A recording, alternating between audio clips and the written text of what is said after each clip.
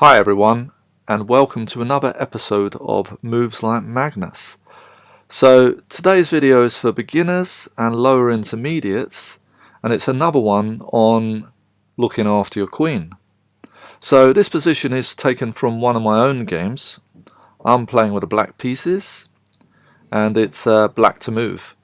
Now white's just played pawn to h3, hoping to kick away my bishop. And I will definitely give them what they want, because I don't really want to take the knight here, because then they can just capture my bishop with their knight, and I've failed to disrupt their pawn structure here, and I've also opened the diagonal for their bishop here, so definitely don't want to do that. So I'm going to move the bishop back to e6, and this is when I got a very strange move indeed. White moved their queen to a4, and this got me thinking that, okay, if they're going to do this early in the game, then maybe they're a bit reckless with their queen, and I just sensed an opportunity that I may be able to sort of force them into a mistake here. They need to be very careful now. They're running out of safe squares.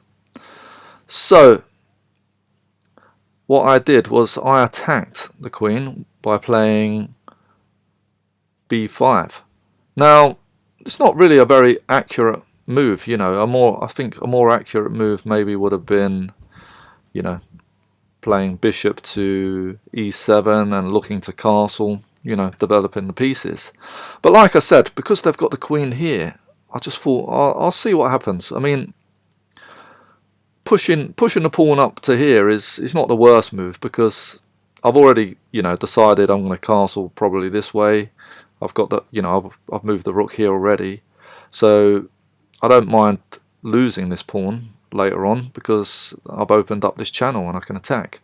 So yeah, I'm gonna try my luck, and this is exactly what happened. You know, they played, after this, they played queen to a6, attacking the knight, and now the queen's done. It's gone.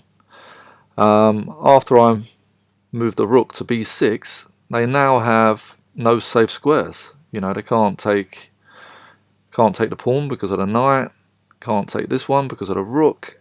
Here my knight takes, pawn takes, and here the bishop will take it.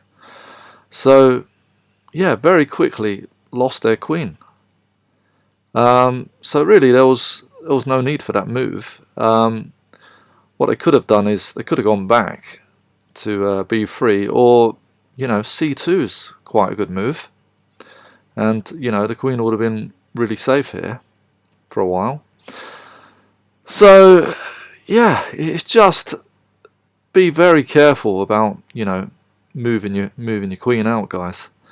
Now I did show this position to one of my friends who's only been playing chess for a few months, and he said what he would have done in this position is swung the queen to h4. And again, I said, why would you want to do that? And his reasoning was that, you know, I've already moved the rook here, so I can't castle on the queen side. I'm going to have to castle on the king side. And having the queen here means sort of there's more pieces attacking on my king's side. So yeah, I kind of understand where he's coming from there, but, you know, this again leads to some big trouble here, and I'll show you why. So now that the queen is on h4, I can play knight f5, which attacks the queen, and again now there's not really any safe squares for the queen to go.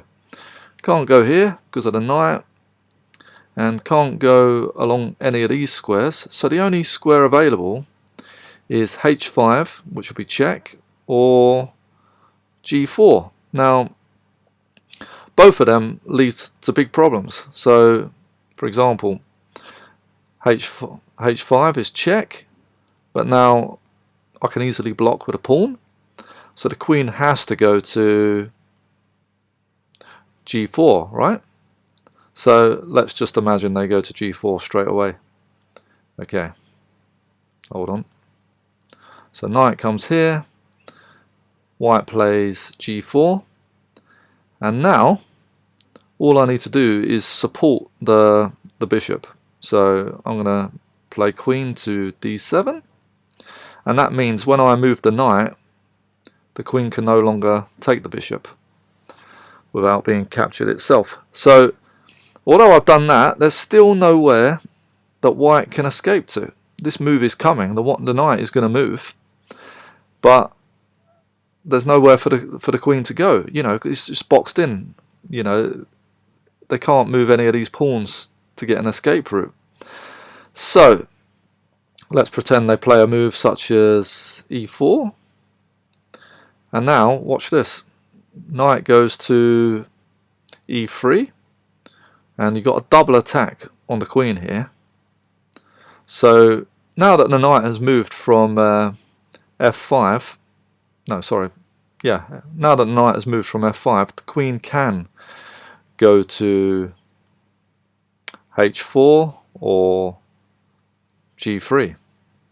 So g3, but now knight to c2, and that forks the king and the rook. King moves, and there you go. I'm a rook up. So just from going over there, black has played itself into, white has played itself into real trouble. And yeah, that's why you have to be really careful with your queen. You have to always think about, you know, where are the safe squares. So in this situation, the most sensible thing would have been just to probably go back to c2.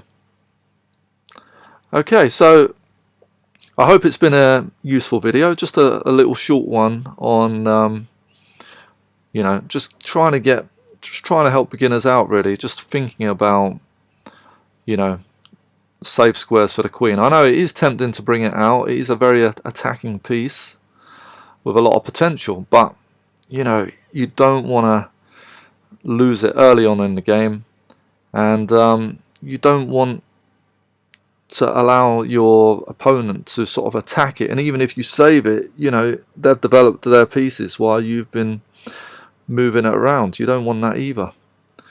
Okay, well, thanks for listening, and I'll see you on the next one.